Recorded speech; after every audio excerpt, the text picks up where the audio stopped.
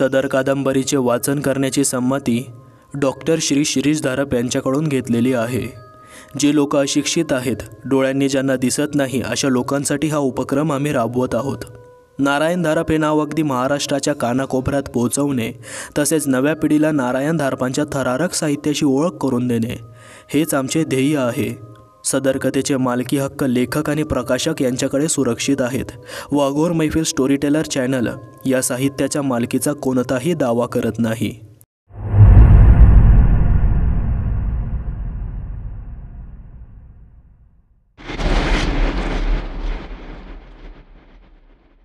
गरम पाण्याने खूप वेळ शॉवर घेतला। सकाळचा पोहण्याचा व्यायाम, मग चांगला भरगच्च नाश्ता आणि आताचा हा गरम शॉवर। जरा विश्रांतीसाठी म्हणून ती कॉटवर आडवी झाली नि गाढ झोपली। दुपारी केव्हा तरी तिला जाग आली। 1:30 वाजला होता। ती कॉटवर उठून बसली। शरीराला आळोखे पिळोखे देऊन ती उभी राहिली। खाली आली तेव्हा स्वयंपाकघरात रखमा एकटीच होती, जेवण करीत होती। तिथेच टेबलापाशी सोनाली बसली। सगळे जेवून गेले? तिने विचारलं। हो, रखमा म्हणाली। तुझं ताट घेऊ का? आता रात्रीच काहीतरी खाईन, तुझं जेवण होऊ दे। सोनाली स्वयंपाकघरात आली म्हणून रखमाला जेवण घेताना काही अवघड वाटलेलं दिसलं नाही। रखमा, आजी असताना तुम्ही बरोबरच जेवायला बसायच्यात का गं? छे बाई, त्यांचं सगळं झाल्यावर मग माझं जेवण, रखमा म्हणाली। पण एक होतं, मी जेवत असले तर त्यांचं जे काय काम असेल ते चालूच असायचं। म्हणून तू जेवताना मी आले तरी तुझी काही गडबड उडाली नाही। अगं सोनाली, या घरात मला परक वाटतच नाही। मी घरात आले तेव्हा गोविंदा, रागवू नकोस, तुझ्या वडिलांना गोविंदा म्हणते, गुडघ्या एवढा होता। इतकी वर्ष उलटून गेली, आता कसं परक वाटेल? आजोबांना जाऊन किती वर्ष झाली? 15च्या वर सहज झाली। इतकी वर्ष तुम्ही दोघी इथं एकट्याच्या एकट्या राहत होता? हो, रखमाचं उत्तर अगदी सहज आलं। तुम्हाला भीती नाही वाटली? भीती कशाची वाटायची? दांडेकर माणसं पैसा राखून आहेत हे आसपासच्या गाव वस्त्यावरच्यांनाही माहीत असणारच की नाही? मग पुढे इथे दोघीच्या दोघी बायका राहतात हेही माहिती असणार। कोणाच्या मनात काही काळं बेरं आलं तर? समजा 5-7 जण जमावाने वाडीवर चालून आले तर? सोनाली, तुझी आजी होती ना इथे? त्या एका वाक्यात केवढा जबरदस्त विश्वास होता। रखमा, खरं तर तेच विचारायला मी आता इथे आले होते। बाबांचीही आजीवर इतकी भिस्त, तुझीही तीच गोष्ट। एकूणही आजी काही साधी बाई वाटत नाही। मग त्या नव्हत्या साध्या? साध्या नव्हत्या म्हणजे काय? सोनाली, हे आजवर कुणास सांगितलेलं नाही बरं का। गोविंदाला सुद्धा हे माहीत नाही आणि तूही त्याबद्दल कुठे बोलायचं नाहीस। तुझ्या आजीनेच मला सांगितलेलं आहे हे। तुझ्या आजोबांचं आणि आजीचं लग्न कसं ठरलं मला माहीत नाही, कारण दांडेकर म्हणजे इथलं प्रस्थ आणि तुझी आजी 25-30 घरांच्या एका अगदी लहान खेड्यात जन्मलेली। वाढलेली कशी, काय गाठ मारली गेली देवासच माहीत। पण एक ऐक, तुझ्या आजीचे वडील पंचाक्षरी होते। तंत्रमंत्र, जारण मारण व जादूटोना यांची त्यांना चांगली माहिती होती। उपाय करून घेण्यासाठी त्यांच्या दारी माणसांची रांग लागलेली असायची। सोनाली मोठ्या मोठ्या डोळ्यांनी रखमाकडे पाहतच राहिली होती। पंचाक्षरी, मंत्रतंत्र, जारण, जादूटोना, आतापर्यंतचे प्रसंग कमी भीतीदायक होते म्हणूनच की काय, त्यांना आणखी एक भीती जोडली गेली होती, एक काळी भीती। हा तर सगळा त्या ओमेन, एक्झॉर्सिस्ट यांच्यासारखाच प्रकार वाटायला लागला। आणि तुझी आजी तशी नसती तर खरंच सांगता येत नाही काय झालं असतं ते। आधी वाडीवर एकटीने राहायचं, त्यात भरीसभर म्हणजे ते शेजारचं घर। रखमा, आजीचे वडील पंचाक्षरी म्हणजे काय? सोनाली, मी त्यांना 2दाच पाहिलं। एकदा गोविंदाच्या बारशाला आले होते आणि मग तुझे आजोबा गेल्यानंतर आले होते। त्यालाही आता कितीतरी वर्ष उलटून गेली। ते मागेच केव्हा तरी गेले असले पाहिजेत, पण तुझी आजी त्या संबंधात काही बोलली नाही। आजोबा वारल्यानंतर मला वाटलं आता वाडीवरचा मुक्काम हलवावा लागणार। मी आजीपाशी तसं एकदा बोलले सुद्धा, तेव्हा तुझी आजी म्हणाली, रखमा, आपण वाडीवरच राहणार आहोत। अर्थात मी विचारलंच, दोघीच्या दोघीच? त्यावरती हसून म्हणाली, का भीती वाटायला लागली की काय? शेवटी खरं ते सांगितलं। हो, तुझी आजी अगदी धीराची बघ, पण सोनाली, तिला काय काय माहीत होतं ते आपल्याला थोडंच माहिती असणार। आपल्यासारख्यांना तिथे मिट्ट काळोख दिसतो, तिथे त्यांच्यासारख्यांना सगळं काही स्वच्छ दिसतं। पण आता आजी राहणार म्हणजे मलाही राहणं आलंच। दांडेकरांचं घर सोडून दुसरीकडे कुठे जायचं राहायचं हा विचारसुद्धा मनाला शिवत नाही बघ। पण तुझी भीती ती खरी निघाली का? हो, दांडेकरांची वाडी आसपासच्या वाडवस्त्यांवर प्रसिद्ध होती. स्वतः दांडेकर होते तोपर्यंत वाडीवर जाणाऱ्यांची संख्या खूप मोठी होती. पण घरातल्या कामाला रखमा असल्याने दांडेकरांच्या घरात प्रत्यक्ष असा कोणाचाच प्रवेश झाला नव्हता. लोकांना एवढं माहीत होतं की स्वतः दांडेकरांइतकंच किंबहुना त्यांच्यापेक्षाही जास्त लक्ष बाईंचंच असतं. जराशी किडकिडीत शरीराची 50च्या पुढची स्त्री. आणि आता मालक गेले होते. वस्तीला होत्या फक्त मालकीनबाई आणि त्यांच्याकडची कामवाली रखमा. शेजारचं घरही रिकामं. लोकांच्या पैशावर डल्ला मारून आरामाचं चैनीचं आयुष्य घालवणारे समाजकंटक ते सर्वत्र असतात. मोठ्या मोठ्या शहरात तसेच 100-150 छपरांच्या खेड्यातही असतात. आणि हे वाडीचं आमिष तर उंदरासमोर लोण्याचा गोळा ठेवणं इतकं आकर्षक. वाडीकडे रस्त्यावरनं वाट होती, पण भरतीच्या वेळी समुद्रातूनही होडग्यातून येणं सोपं होतं. आणि काम झालं की पहाटेच्या ओटीबरोबर पसार व्हायचं. या कानाच्या त्या कानाला पत्ता लागायचा नाही. हुसने आणि केरू म्हणजे 22-23च्या वयाची हुडपोरं एव्हानाच दोघं वेडीकाडीच्या पार पुढे गेले होते. त्यांच्या बापजाद्यांनी मासेमारीचा धंदा जन्मभर केला होता. पण उन्हा पावसात, थंडी वाऱ्यात, वादळ तुफानात असं तासनतास राबवून पोटाची खळगी भरायची. त्यांना यापेक्षा चोरीमारीचा, गुंडगुन्हेगारांकडून आलेला पैसा जास्त पसंत होता. त्यांची स्वप्न आलिशान गाड्यातून हिंडण्याची, हाताच्या बोटात 4-4 हिऱ्याच्या अंगठ्या घालण्याची, गोऱ्या गोमट्या टंच पोरींच्या सहवासात आलिशान हॉटेलमधून राहण्याची होती. विना कष्टाचा पैसा आणि सगळी चैन. त्यांचं आयुष्याचं तत्त्वज्ञानच हे होतं. मुंबईचा माणूस खबर घेऊन आला की रात्रीच्या होड्या समुद्रात जायच्या. ठराविक ठिकाणी पोचलं की पाण्यावर तरंगणारे बॉय दिसायचे. त्यांना खाली पार्सल असायची. तेवढी होड्यातून परत आणण्याचं काम पुरं केलं की झालं. पुढची ट्रकची वगैरे सर्व व्यवस्था असायची. सगळ्यांचे खिसे गरम. मग 8-15 दिवस अगदी चैन. पण गेल्या महिन्याभरात खबरही आली नव्हती. माणूसही आला नव्हता. पैशांची एकदम कडकी जाणवत होती. अधूनमधून थट्टेने वाडीचा विषय त्यांच्या बोलण्यात निघतच असे. वाटेत पडलेला लोण्याचा गोळा ते वर्णन करीत असत. कोणीही उचलावा, पण आता चर्चा झाली ती थट्टेच झाली नाही. दोघं मासेमारीवर जात नसले तरी तिथी, वार, भरती, ओहोटी यांचा हिशेब नेहमी डोक्यात असायचाच. उसन्या, रात्री 2च्या पुढे चंद्र उगवणार आहे. मग काय, आजच रात्री?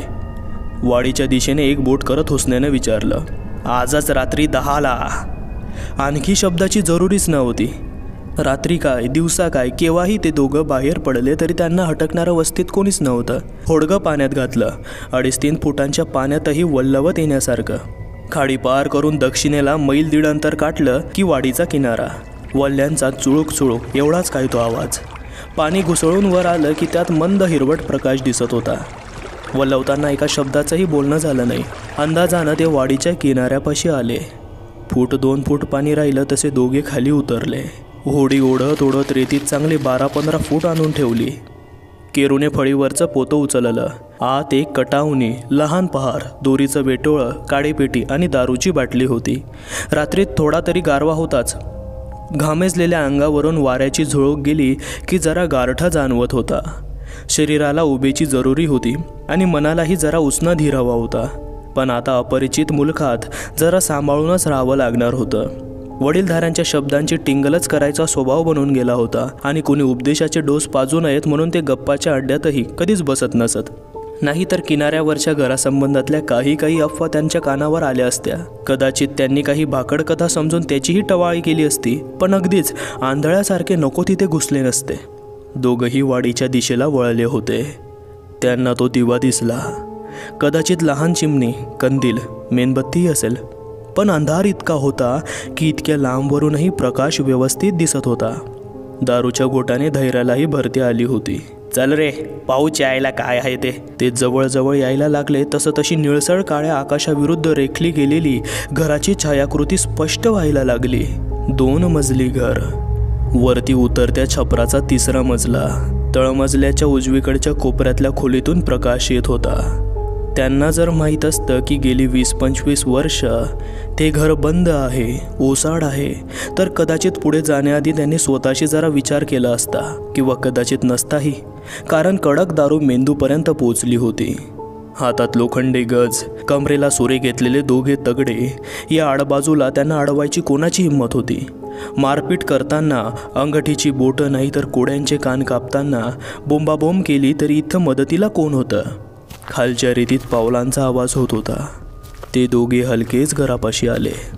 वरांड्याच्या पायऱ्या चढले आणि हलक्या पावलांनी त्या प्रकाशित खोलीपाशी गेले. आतला प्रकाश एक कंदिलाचा होता. सर्व काही स्पष्ट दिसत होतं. भिंती, कपाट, खाट आणि खाटेवर बसलेली स्त्री मान खाली होती. त्याने चेहरा दिसत नव्हता. डाव्या मनगटाशी उजव्या हाताचा चाळा चालला होता आणि मनगटातले कातीव कामेचे बिलवर, जाळीच्या पाटल्या, पिळाचे तोडे, उजव्या हातातल्या बोटातली लखलखती अंगठी, पुढे वाकलेल्या मानेभोवतालचा जाळ, चारपदरी हार, सर्व काही स्पष्ट दिसत होतं. त्या नादात त्यांचं लक्ष तिच्या बोटांवरच्या नखांकडे गेलं नाही. नख जराशी लांब आणि अगदी काळी होती. हुसन्या, तू इथंच थांब रे, मी मागच्या बाजूने जाऊन दार उचकटतो. केरू पुटपुटला आणि वरांडा उतरून घराला वळसा घालून मागच्या बाजूला गेला. इथे तो दिव्याचा प्रकाश पोहोचत नव्हता. अंधाराची नजरेला सवय व्हायला काही सेकंद जावे लागले. मग हाही पुन्हा आला. घराची बाजू मागे टाकून तो मागच्या वरांड्यात आला. तिथे दार होतं. त्यानं हाताने दार चाचपून पाहिलं. बाहेरून कडी कोयंडा होता. कोयंडात कुलूप घातलेलं होतं. 2 दारांच्या फटीत त्याने कटावणी सरकावली आणि अंदाज घेऊन एकच जोराचा हिसका दिला. आवाज करून कडी उचकटली. त्याने दार आत ढकललं. खूप दिवस न फिरलेली बिजागरी दार उघडताना कुई आवाज करत होती. केरूने दार अर्धवट उघडताच त्यातून आत पाय टाकला. आता समोर प्रकाशाची चीर दिसत होती. त्याच्यापासून 5-7 हातांच्या अंतरावर तो खजिना होता. हातातली कटावणी सरसावून तो त्या दारापाशी आला आणि त्याने त्या दाराला एक हलका धक्का दिला. दार एकदम आत उघडलं. ती अजून खाटेवरच बसली होती, पण आता त्याच्याकडे पाहत होती आणि हसत होती. काळ्या डोळ्यातली पांढरी बुबुळं, वासलेल्या तोंडातले काळे दात. मग एकदम अंधार झाला. काहीतरी त्याला येऊन बिलगलं. कधी कल्पनाही केली नसेल असला स्पर्श. आयो! केरू मोठ्याने किंचाळला. मग आवाजही गेला. निशब्द अंधार. केरू गेल्यावर उसने काही वेळ आत पाहत तसाच उभा राहिला. त्या बाईने एकदा हात कानापाशी नेला तेव्हा त्याला तिची काळी काळी नखं दिसली. हा काही रंग नव्हता, हे काही नेल पॉलिश नव्हतं आणि अगदी फॅशन करणारी बाई सुद्धा नखं इतके अनुकुचीदार ठेवणार नाही. हे काहीतरी वेगळंच होतं आणि भलतंच होतं. हे साहस अंगलट येणार अशी त्याला भीती वाटायला लागली होती. त्याला वाटलं जावं, केरूला परत बोलवावं आणि असंच निमूटपणे आल्या वाटेने परत जावं. इथली लक्षणं काही ठीक नव्हती. केरूने दार उचकटल्याचा आवाज त्याच्यापर्यंत स्पष्टपणे पोहोचला. तिच्यापर्यंतही पोहोचला. ती खाटेवर एकदम ताठ झाली. तिच्या खोलीत येणारं दार सावकाश उघडलं गेलं. ती सावकाश उभी राहिली. त्या शेवटच्या क्षणी, प्रकाश मालवला जायच्या क्षणी, हुसन्याला तिथे खरोखर काय होतं ते दिसलं. काहीतरी ओरडत धडपडत तो कसा तरी वरांड्यातून उतरला आणि वाट फुटेल तिकडे पळायला लागला. मनात एकच विचार होता, ती रेतीतली होडी पाण्यात ढकलायची आणि या खतरनाक घरापासून दूर दूर जायचं. पण वरांडा उतरल्यावर डावीकडच्या ऐवजी तो उजवीकडे वळला. किनाऱ्याकडे जाण्याऐवजी आत वाडीतल्या घराकडे वळला. त्या घराच्या वरांड्यातही कोणीतरी उभं होतं, पांढऱ्या कपड्यातलं. हात पुढे करून हुसन्या किंचाळला, माघारी फिरला. कसा तरी कडमळत रेतीतल्या होडग्यापर्यंत पोहोचला. स्वतःशीच काहीतरी पुटपुटत त्याने होडगा पाण्यात लोटलं. होडग्यात उडी मारली आणि वल्ली हातात घेऊन होडगं वलवायला सुरुवात केली. किनाऱ्यापासून दूर जायचं म्हणजे किनाऱ्याकडे तोंड करायला हवंच होतं. कितीही ठरवलं, वर पाहायचं नाही तरी नजर वर जातच होती. त्या घराच्या काळ्या आकाराकडे जातच होती. एकदम त्याच खोलीत प्रकाश झाला. दार उघडून कोणीतरी बाहेर आला. तो केरू होता. हुसन्याकडे पाहत होता आणि दोन्ही हातांनी खुणावून त्याला परत बोलवत होता. पण केरू असा 7-8 फूट उंच असेल आणि त्याचे हात एवढे 5-5, 6-6 फुटांचे कसे असतील? या अल्लाह म्हणत हुसन्याने जीव खाऊन वलवायला सुरुवात केली. म्हणजे? सोनालीने दबक्या आवाजात विचारलं. आले होते लोक डाका घालायला. मग काय झालंय? या घरावर? या नाही, त्या दुसऱ्या घरावर, रखमा म्हणाली. त्यांना काहीच माहीत नव्हतं. कसं माहीत असणार? आसपास एवढं माहीत होतं की दांडेकरांच्या घरात पैसा अडका गडगंज आहे मालकाच्या भावाची बायको घर सोडून गेली आहे. मग मालकाच्या भावानेही आत्महत्या केली आहे. पण आतल्या गोष्टी त्यांना माहीत नव्हत्या. बाई आणि मी यांच्याखेरीज कोणालाही माहीत नव्हत्या. रात्रीच्या 11 वाजल्याखेरीज बाई आडव्या होतच नसत. तरीही पहाटे 5ला त्यांचा दिवस सुरूच. रात्री थंडी असली तरी आतल्या खोलीत, हवा चांगली असली तरी वरांड्यातल्या झोपाळ्यावर बसून असायच्या. त्या रात्री त्या अशाच वरांड्यात झोपाळ्यावर बसल्या होत्या. मी झोपायच्या तयारीत होते. तेवढ्यात त्यांची हाक आली. मी बाहेर आले. रखमे, त्या घराबाहेर बघ बरं, तुला काही दिसतंय का? मी खूप पाहिलं पण अंधार इतका होता की जेमतेम घराची सावली दिसत होती. पण बाईंची नजर खूप तीक्ष्ण होती. रखमे, घरामागे कोणीतरी गेल्यासारखं वाटलं. बाई, आता काय करायचं हो? मी घाबरून म्हणाले. खरं तर वाडीवर असताना ही भीती 24 तास मनात असायची. रात्रीच्या मुक्कामाला एखादा तरी गडी माणूस ठेवून घ्या. मी बाईंना कितीतरी वेळा सांगून पाहिलं होतं. पण छे, आपण कशाला काय करायला हवं? ते काही आपल्या घराकडे येत नाहीत ना, तिकडे जात आहेत आणि मग जरा थांबवून जाऊ देत की. त्या तशाच झोपाळ्यावर बसून होत्या. मी दारातच उभी होते. आवाज फक्त समुद्राचा आणि एकदम ती किंचाळी आली. एखाद्याचं शरीर लोखंडी चरकात पिरगाळलं गेलं की येईल तशी किंचाळी. बाई, मी म्हणाले.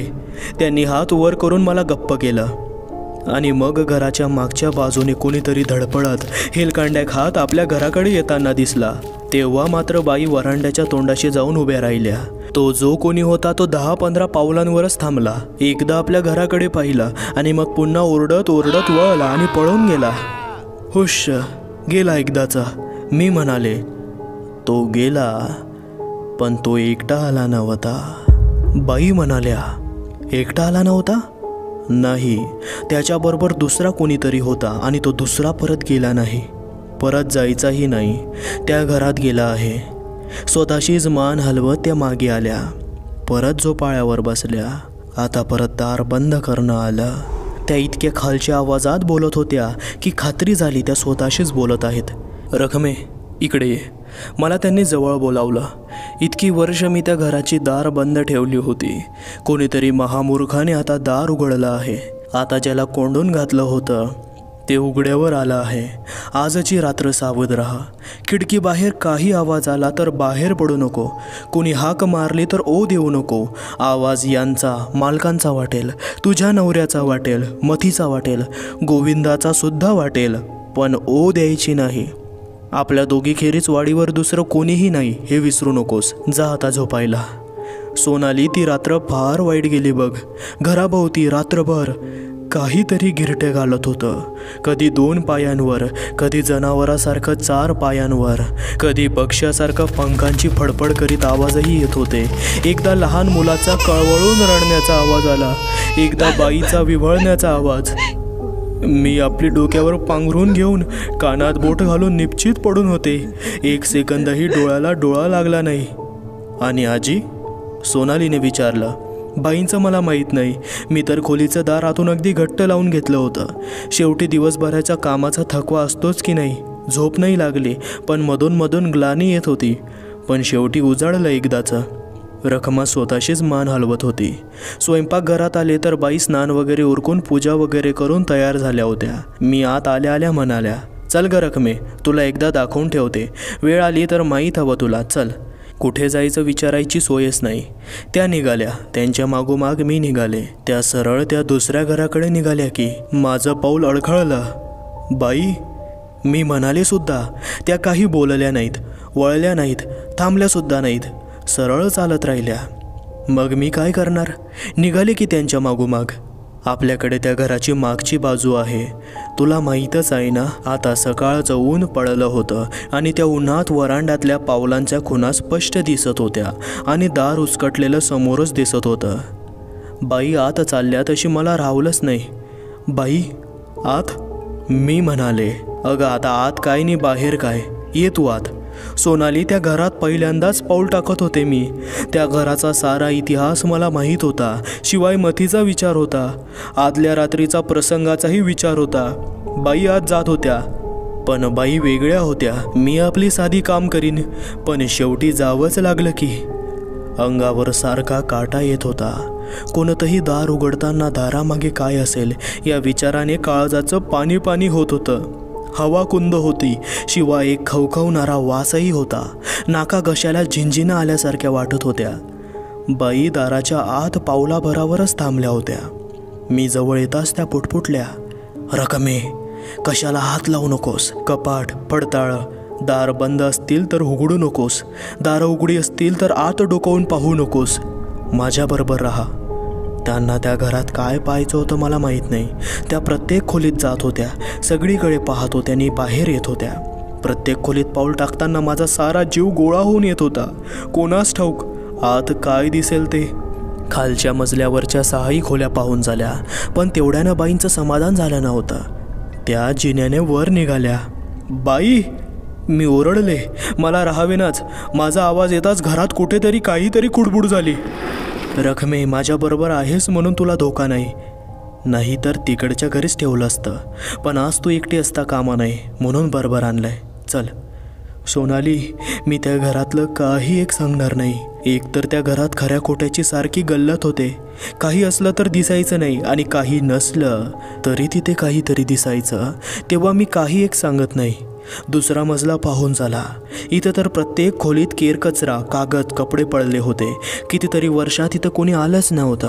कोपऱ्या कोपऱ्यातून मोठमोठी कोळिष्टकं लोंबकळत होती. कपाटातून कुडबुडीचा आवाज येत होता. उंदीरच असणार, निदान माझी देवापाशी प्रार्थना तरी तशी होती. आणि मग बाई वर निघाल्या. तिसऱ्या मजल्याकडे, माळ्याकडे. वाटलं पुन्हा एकदा त्यांना सावध करावं, पण आता तोंडातून ब्र काढायची सुद्धा हिंमत होत नव्हती. घरात इतक्या आतपर्यंत आलेल्या, काही आलं तर, खाली जाणाऱ्या जिन्याच्या पायथ्याशीच वाट अडवून उभं राहिलं तर. माळ्याकडे जाणारा जिना करकरत होता. सरळ माळ्यातच निघत होता. माळा साऱ्या घरावर पसरला होता. छप्पर उतरतं होतं. मध्ये उंच, दोन्ही बाजूंना उतरत गेलेलं.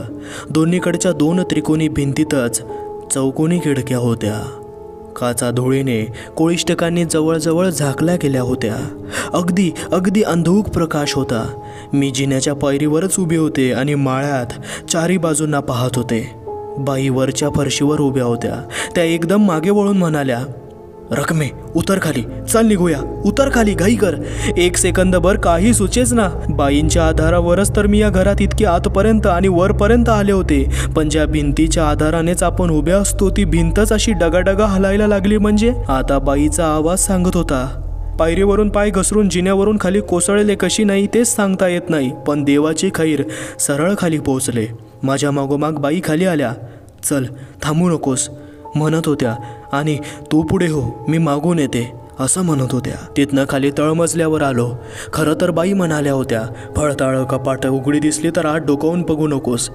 पण आपलं मन आपल्या ताब्यात असतं का? खालच्या खोलीत डाव्या भिंतीतलं मोठं फळताळ, त्याची दारं सताड उघडी होती.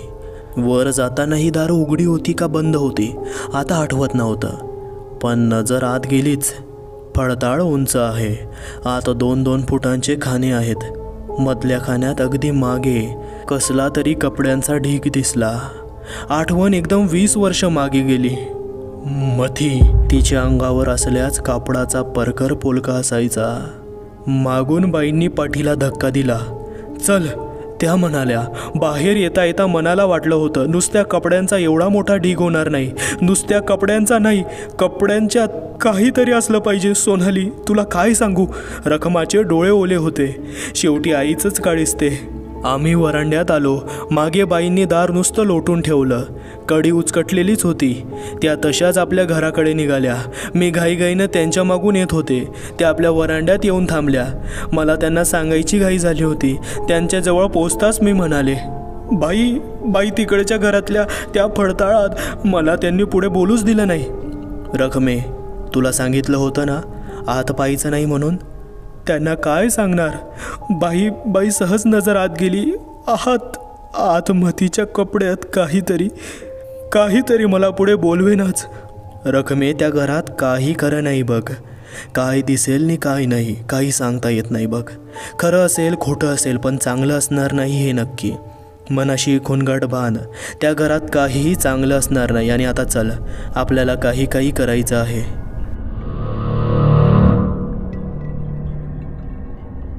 नमस्कार अभयरसिकांनो, आजचा भाग कसा वाटला हे कमेंट करून नक्की सांगा.